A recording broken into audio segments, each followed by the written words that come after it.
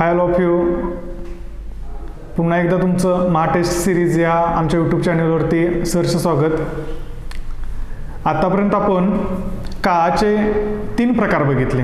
म्हणजे तसं काळाचे मुख्य 3 प्रकार आहेत, पण त्यात आपण प्रेझेंट टेन्स बघत होतो, वर्तमान काळ बघत होतो. त्याच्यामध्ये वर्तमान काळाचे 3 प्रकार बघितलेत. आता आपण वर्तमान काळाचा 4था प्रकार पाहणार आहोत, प्रेझेंट परफेक्ट कंटिन्युअस टेन्स, चालू पूर्ण वर्तमान काळ. चालू पूर्ण वर्तमान काळ म्हणजे नक्की काय? चालू पूर्ण वर्तमान काळामध्ये नक्की काय घडतं? चालू पूर्ण वर्तमान काळामध्ये भूतकाळामध्ये चालू झालेली क्रिया, भूतकाळामध्ये चालू झालेली क्रिया वर्तमान काळामध्ये अजून चालू आहे. इथं क्रिया ही भूतकाळामध्ये चालू झालेली आहे, क्रिया ही पाठीमागं कुठेतरी चालू झालेली आहे आणि ती क्रिया अजूनही घडत आहे हे दाखवण्याचं काम प्रेझेंट परफेक्ट कंटिन्युअस टेन्स करतो. म्हणजे एक उदाहरण बघूया आपण. माझे वडील टाटामध्ये काम करत आहेत. माझे वडील टाटामध्ये काम करत आहेत म्हणजे माझे वडील पाठीमागं भूतकाळापासून काम करत आहेत, ते अजूनही करत आहेत. म्हणजे ही क्रिया कुठं चालू झालेली? त्यांची काम करण्याची क्रिया भूतकाळामध्ये सुरू झालेली आहे आणि ती क्रिया अजूनही चालू आहे. म्हणून इथं मी असं म्हणतो की माझे वडील टाटामध्ये काम करत आहेत. म्हणजे इथं भूतकाळात सुरू झालेली क्रिया वर्तमान काळात सुरू आहे हे दाखवण्याचं काम हे प्रेझेंट परफेक्ट कंटिन्युअस टेन्स करतो, चालू पूर्ण वर्तमान काळ करतो. आणि हीच क्रिया पुढे भविष्य काळातही घडत राहणार आहे. म्हणजे काम करत आहेत, अजून करत आहेत, क्रिया चालू आहे त्यांची, आणि भविष्य काळामध्ये सुद्धा ही क्रिया अशीच चालू राहणार आहे. म्हणजे भूतकाळात घडत असलेली घटना वर्तमान काळात घडते आणि भविष्य काळातही त्याला कुठेतरी ती पुढे घडत राहणार आहे. या तिन्ही गोष्टीवरती हा काळ अवलंबून असतो. कोणता? तर प्रेझेंट परफेक्ट कंटिन्युअस टेन्स. मग हा काय करत असताना आपण नेहमीप्रमाणेच पुन्हा आपण विभक्तीकडे येऊ, हेल्पिंग वर्ब्सकडे येऊ. याच्यामध्ये सुद्धा प्रेझेंट परफेक्ट टेन्स करत असताना हेल्पिंग वर्ब्स आवश्यक आहेत. सहाय्यकारी क्रियापदांचा वापर केल्याशिवाय याच्यामध्ये आपल्याला वाक्य पूर्ण करता येणार नाही. मग याच्यामध्ये कोणती सहाय्यकारी क्रियापद वापरतात हा एक आपल्यापुढे प्रश्न येतो. प्रेझेंट कंटिन्युअस टेन्समध्ये आपण पाहिले की एम इज आर ही 3 सहाय्यकारी क्रियापदं वापरली जातात. परफेक्ट टेन्समध्ये आपण पाहिले की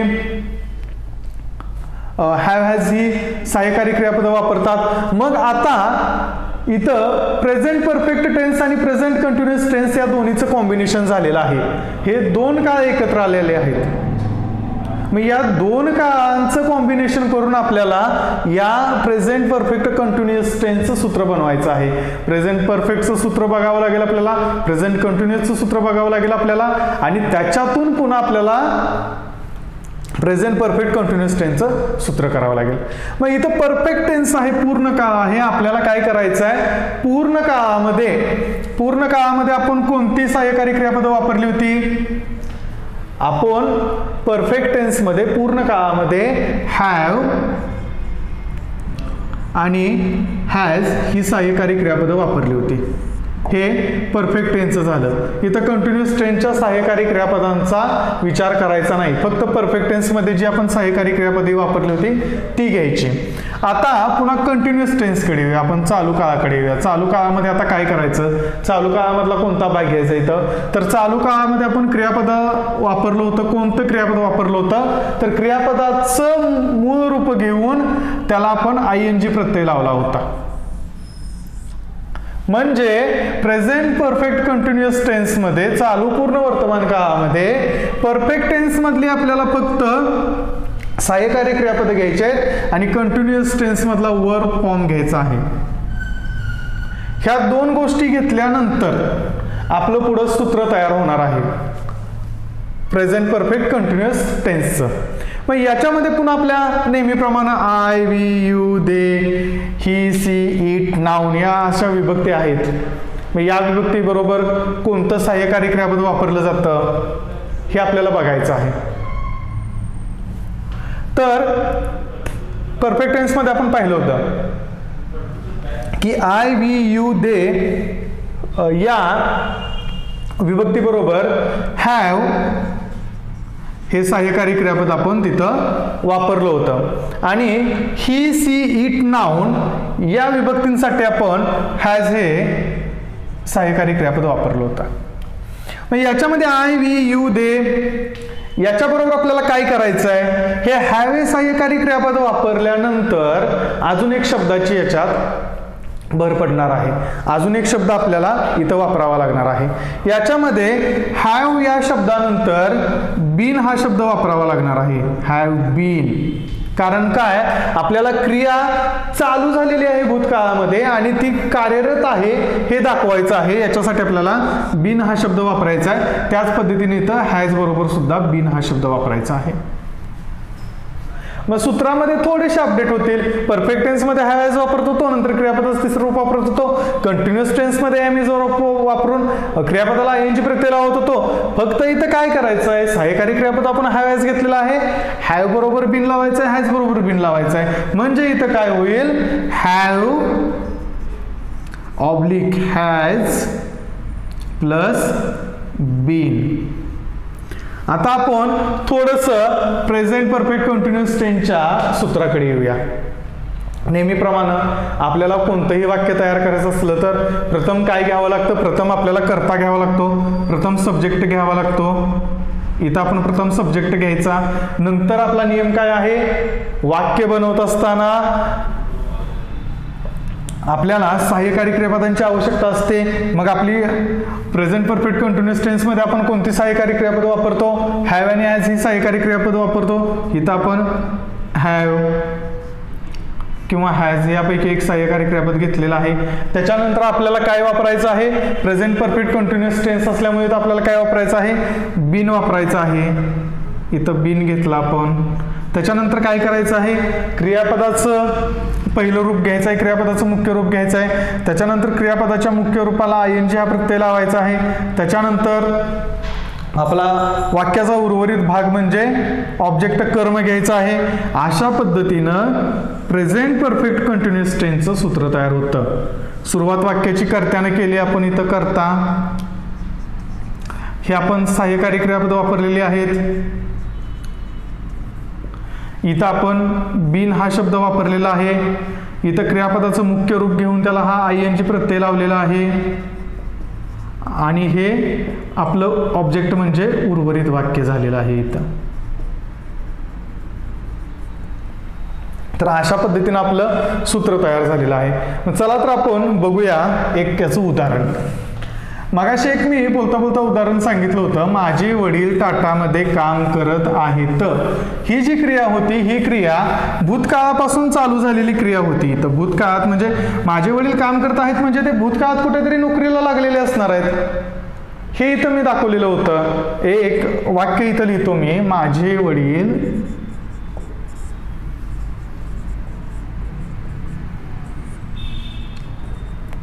टाटामध्ये काम करत आहेत. माझे वडील टाटामध्ये काम करत आहेत. ओके. मग या वाक्याचं हे जे आहे हे वाक्य जर पाहिलं तुम्ही, हे वाक्य सुरुवात याची भूतकाळामध्ये झालेली दिसून येते आपल्याला. याची सुरुवात भूतकाळात झालेली आहे. ही क्रिया काम करत आहेत, ही क्रिया अजून काय आहे, वर्तमानाची आहे. वर्तमान काळ आहे. हा क्रिया काय आहे, क्रिया चालू आहे आणि ही क्रिया भविष्यात अजून घडत राहणार आहे.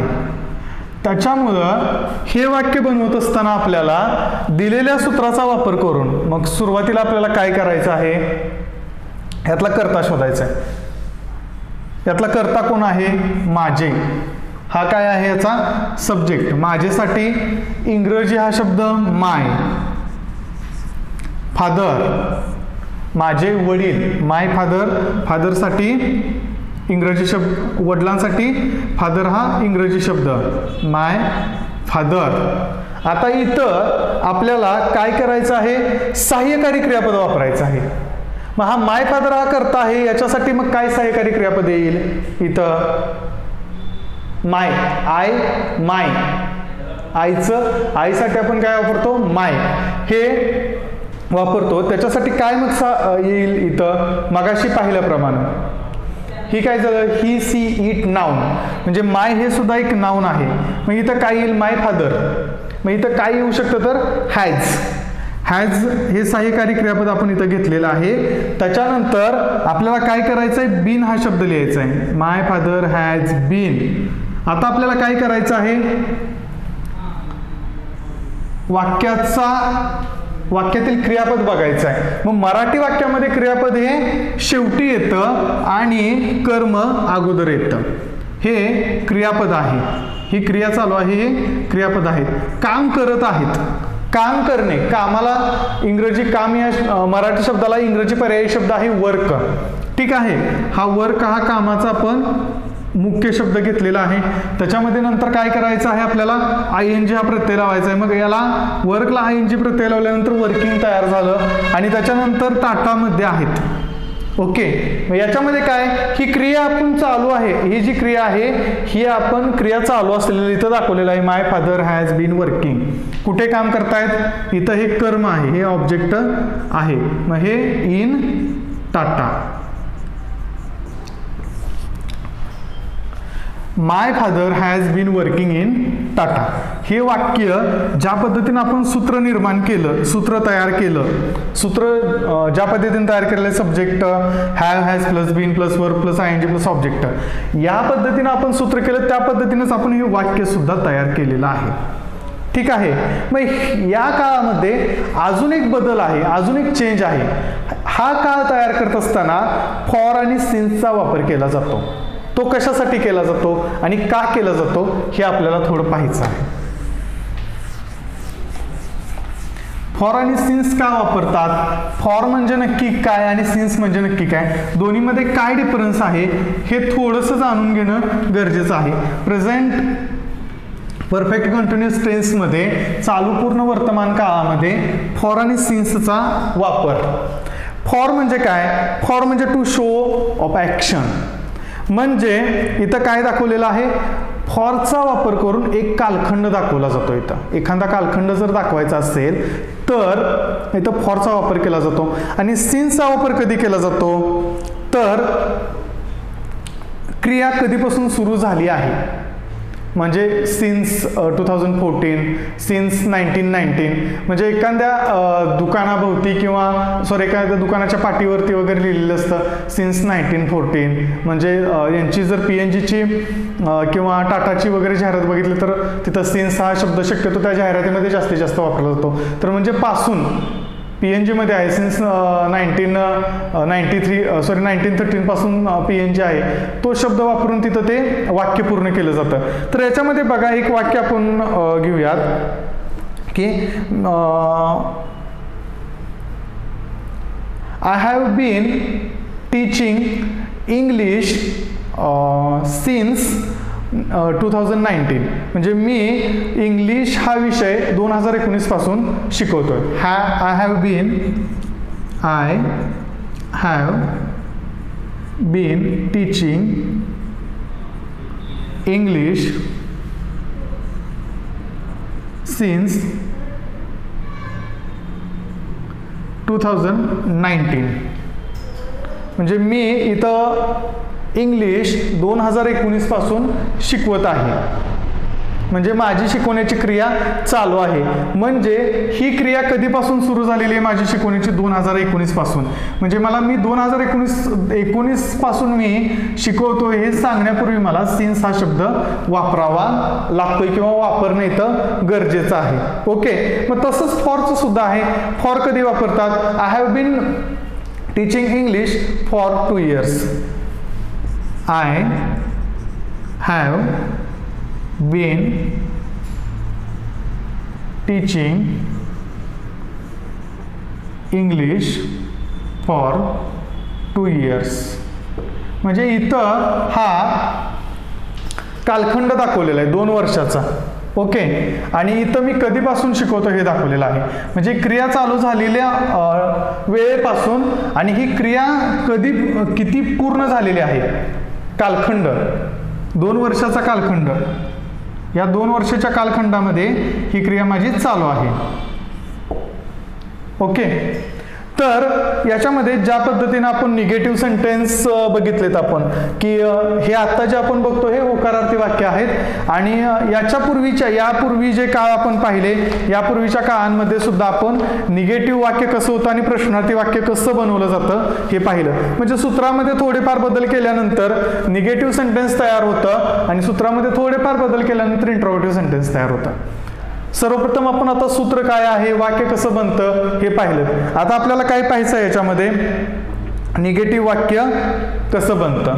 मग याच्यामध्ये आपला याच्या अगोदरचा नियम काय होता, सहाय्यकारी क्रियापदानंतर आणि मुख्य क्रियापदाच्या पूर्वी नॉट हा शब्द वापरतात. कशामध्ये, निगेटिव्ह सेंटेन्समध्ये. निगेटिव्ह वाक्य जर तयार करायचं असेल, नकारार्थी वाक्य जर आपल्याला तयार करायचं असेल, कोणत्या काळाचं, प्रेझेंट परफेक्ट कंटिन्युअस टेन्सचं, चालू पूर्ण वर्तमान काळाचं आपल्याला निगेटिव्ह सेंटेन्स तयार करायचं आहे, नकारार्थी वाक्य तयार करायचं आहे.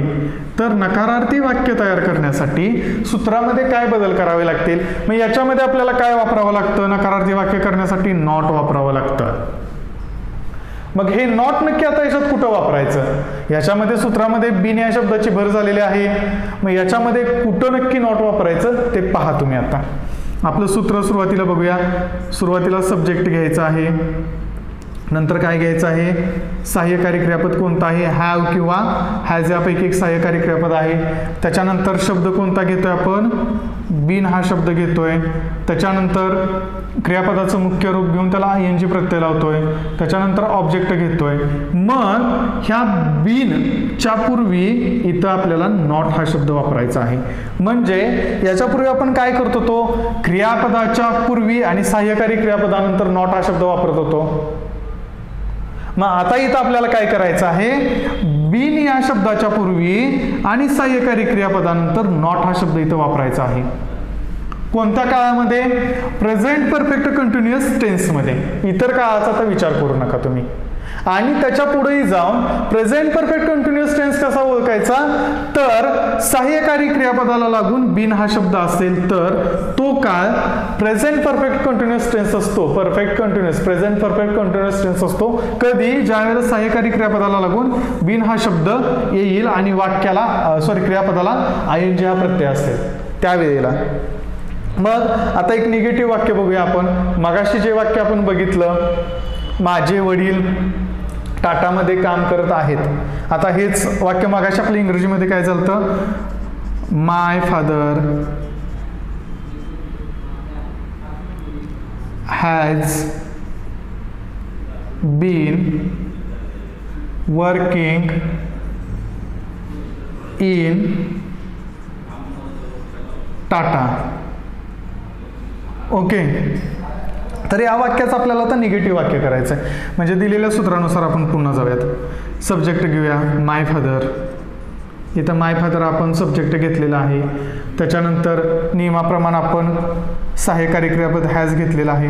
आता इथं सहाय्यकारी क्रियापदानंतर आपला नियम काय सांगतोय, नॉट हा शब्द घ्यायचा. इथं आपण नॉट हा शब्द घेतलेला आहे. त्याच्यानंतर बिन हा शब्द लिहिलेला आहे. त्याच्यानंतर क्रियापद जे आहे वर्क, आयएनजी प्रत्यय लावून त्याचं वर्किंग झालेलं आहे ते घेतलेलं आहे. त्याच्यानंतर राहिलेलं कर्म इन टाटा. ओके, फक्त वाक्यामध्ये सहाय्यकारी क्रियापदानंतर आणि बिनच्या पूर्वी आपण नॉट हा शब्द वापरलेला आहे नकारार्थी वाक्य करण्यासाठी. My father has not been working in Tata, हे आपलं नकारार्थी वाक्य तयार झालेलं आहे. नकारार्थी वाक्य कशा पद्धतीनं बनवायचं ते थोडंसं त्याचं सूत्र काळजीपूर्वक पहा, तुमच्या लक्षामध्ये येईल. फक्त इथं सहाय्यकारी क्रियापदानंतर आणि बिनच्या पूर्वी नॉट हा शब्द लावायचा आहे नकारार्थी वाक्य करण्यासाठी. तशाच पद्धतीने ते इंट्रोगेटिव्ह सेंटेन्स सुद्धा आहे. तशाच पद्धतीने आपल्याला प्रश्नार्थी वाक्य सुद्धा इथं बनवायचं आहे. प्रश्नार्थी वाक्य कसं बनवायचं, प्रश्नार्थी वाक्यामध्ये काय चेंजेस करायचे, नेहमीप्रमाणे मी सांगतोय तुम्हाला की प्रश्नार्थी वाक्यामध्ये बदल हा थोड्याफार प्रमाणातच होतो. ज्या पद्धतीनं आपण प्रेझेंट कंटिन्युअस टेन्समध्ये प्रश्नार्थी वाक्य बघितलं, त्याच्यानंतर परफेक्ट टेन्स, प्रेझेंट परफेक्ट टेन्समध्ये प्रश्नार्थी वाक्य बघितलं, तशाच पद्धतीनं आपल्याला प्रेझेंट परफेक्ट कंटिन्युअस टेन्समध्ये सुद्धा आपल्याला वाक्य पाहायचं आहे. नेहमीच उदाहरण मगाशी घेतलं होतं ते my father has been working in Tata. या वाक्याचं आपल्याला प्रश्नार्थी वाक्य करायचं आहे, पण त्यापूर्वी आपण प्रश्नार्थी वाक्याचं सूत्र पाहूयात. मग इथं थोडासा बदल आहे. इथं काय करायचं आहे आपल्याला, इथं सुरुवातीला सहाय्यकारी क्रियापद घ्यायचं आहे. आपण प्रेझेंट परफेक्ट कंटिन्युअस टेन्समध्ये कोणते सहाय्यकारी क्रियापद घेतो, तर हॅव आणि हॅज ही सहाय्यकारी क्रियापदे घेतो. ठीक आहे. त्याच्यानंतर इथं आपल्याला कर्ता घ्यायचा आहे. ओके. आता इथं बिन शब्द वापरायचा, मग तो बिन शब्द कधी वापरायचा हा प्रश्न पण तुम्हाला पडला असेल, साहजिकच आहे. तर इथं कर्त्यानंतर बिन हा शब्द वापरायचा आहे. ज्यावेळेला आपण सब्जेक्ट घेतो, आफ्टर दी सब्जेक्ट नंतर बिन हा शब्द वापरायचा. त्याच्यानंतर क्रियापदाचं मुख्य रूप, त्याला ING प्रत्यय, त्याच्यानंतर वाक्याचा उर्वरित भाग आणि सर्वात महत्त्वाचं आपलं नेहमीचं प्रश्नचिन्ह. अशा पद्धतीनं इथं प्रश्नार्थी वाक्य तयार होत आहे. Interrogative sentence. मेक इंट्रोगेटिव्ह असा प्रश्न तुम्हाला बऱ्याचदा एक्झाममध्ये येतो, परीक्षेमध्ये विचारला जातो. एक वाक्य दिलेलं असतं आणि याचं इंट्रोगेटिव्ह सेंटेन्स होतं का असं दाखवलेलं असतं. मग याच्यामध्ये सर्वात महत्त्वाचा भाग आहे तो प्रश्नचिन्हाचा आहे आणि त्याच्यानंतर सुरुवातीला सहाय्यकारी क्रियापद. ह्या दोन गोष्टी जर तिथं व्यवस्थित असतील तर मात्र ते प्रश्नार्थी वाक्य आहे हे कन्फर्म करायचं. मात्र प्रेझेंट परफेक्ट कंटिन्युअस टेन्समध्ये या काळामध्ये बिन हा शब्द क्रियापदाच्या ING प्रत्ययापूर्वी वापरलेला आहे का हे पाहायचं. जर प्रेझेंट परफेक्ट कंटिन्युअस टेन्स मधलं वाक्य असेल आणि त्या वाक्याचं तुम्हाला इंट्रोगेटिव्ह सेंटेन्स प्रश्नार्थी वाक्य बनवायचं असेल तर मात्र याच्यामध्ये बिन आहे का हे पाहणं गरजेचं आहे. सुरुवातीला तुम्हाला हॅव हॅज दिसतंय, शेवटी प्रश्नचिन्ह दिसतंय, मध्ये बिन नाहीये, तर ते वाक्य या काळाचं असू शकणार नाहीये. त्याच्यामुळं क्रियापदाच्या ING प्रत्ययाच्या पूर्वी बिन हा शब्द वापरलाय का हे पाहणं गरजेचं आहे. मग आपल्याला काय करायचं आहे, आता सुरुवातीला इथं ह्या दिलेल्या वाक्याचं आपल्याला प्रश्नार्थी वाक्य बनवायचं आहे. मग याच्यामध्ये सुरुवातीला आपण बघायचं सहाय्यकारी क्रियापद कोणता आहे. सहाय्यकारी क्रियापद कोणता आहे हे बघायचं. याच्यात सहाय्यकारी क्रियापद कोणता आहे, हॅज हे सहाय्यकारी क्रियापद आहे. मग आपल्या दिलेल्या नियमाप्रमाणे सुरुवातीला काय करायचं आहे, आपण सहाय्यकारी क्रियापद घ्यायचं आहे. इथं हे सहाय्यकारी क्रियापद इथं आपण घ्यायचं आहे. इथं हॅज हे सहाय्यकारी क्रियापद घेतलेलं आहे. त्याच्यानंतर वाक्याचा कर्ता शोधायचा आहे. वाक्यामधला सब्जेक्ट आपण पाहायचा आहे. इथं माय फादर हा सब्जेक्ट आहे, इथं पुन्हा माय फादर घ्यायचं. इथं आपल्याला प्रश्नार्थी वाक्य बनवायचं आहे. माय फादर हा शब्द घ्यायचा. त्याच्यानंतर नियमानुसार जो आपला नियम सांगतो, इथं नियम तयार केलेला आहे, हे सूत्र तयार केलेलं आहे. या सूत्रानुसार आपल्याला बिन हा शब्द वापरायचा आहे. Has my father been. त्याच्यानंतर काय क्रियापद कोणतं आहे शोधायचं आहे. क्रिया कशाचे, वर्किंग, काम करत. वर्किंग ही क्रिया आहे, ही वर्किंग ही क्रिया घेतलेली आहे. त्याच्यानंतर नियमाप्रमाणे आपलं काय घ्यायचं आहे, ऑब्जेक्ट इन टाटा. मात्र एक लक्षात घ्या, प्रश्नचिन्ह न विसरता द्यायचं याच्यामध्ये. जर तुम्ही प्रश्नचिन्हच नाही दिलं तर मात्र ह्या वाक्याला काहीही अर्थ राहणार नाही. अशा पद्धतीनं प्रेझेंट परफेक्ट कंटिन्युअस टेन्स चालू पूर्ण वर्तमान काळामध्ये वाक्य तयार होतं. हे वाक्य चालू पूर्ण वर्तमान काळातलं प्रश्नार्थी वाक्य आहे. आपण सुरुवातीला पाहिलं होकारार्थी वाक्य कसं बनतं, प्रश्नार्थी वाक्य कसं बनतं, नकारार्थी वाक्य कसं बनतं. फॉरचा आणि सिनचा वापर कशा पद्धतीने केला जातो. फॉरचा वापर कधी केला जातो, तर फॉरचा वापर to show duration of action, कालखंड दर्शवण्यासाठी. इथं मगाशी दाखवल्याप्रमाणे, मगाशी दिलेलं उदाहरणात